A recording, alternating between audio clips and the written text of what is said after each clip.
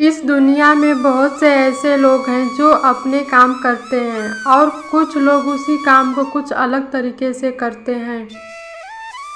कुछ लोग ऐसे हैं जो मेहनत के काम को कम महत्व देते हैं और कुछ लोग हैं जो भाग्य को ही सब कुछ समझते हैं और भाग्य के भरोसे रहते हैं। एक बहुत ही घना और बड़ा जंगल था। उसमें एक महात्मा जी रहते। जंगल के बीच में एक नदी बहती थी और नदी के दोनों किनारों पर दो राज्य था। दोनों राज्य के राजा एक दूसरे के जानी दुश्मन थे। दोनों एक दूसरे को देखना पसंद नहीं करते, लेकिन दोनों में एक समानता थी कि कोई भी काम के लिए वो एक बार महात्मा जी के पास जरूर आते। दोनों राजाओं में विवाद बढ़ गया और दोनों ने सोच लिया कि अब युद्ध से ही निपटारा होगा।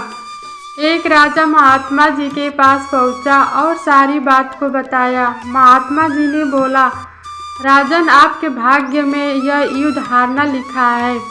राजा बहुत ही उदास हो गया और आशीर्वाद लेकर अपने महल में आ गया और जोरों शोरों से लड़ाई का परीक्षण करने लगा और अपनी सारी सेनाओं से बोला, कफन बांध कर ही निकलो, जो होगा देखा जाएगा, या तो मर जाएंगे या मार के आएंगे।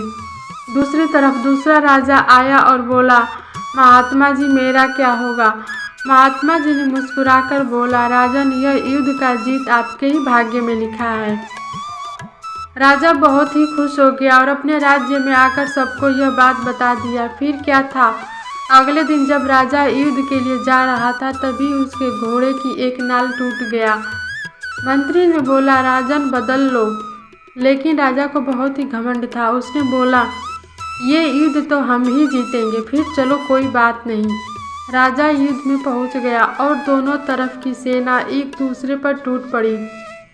थोड़ी देर बाद दोनों राजा एक दूसरे के आमने सामने आ गए और राजा के घोड़े का नाल टूट गया और जो राजा युद्ध में हारने वाला था उसने राजा को बंदी बना लिया।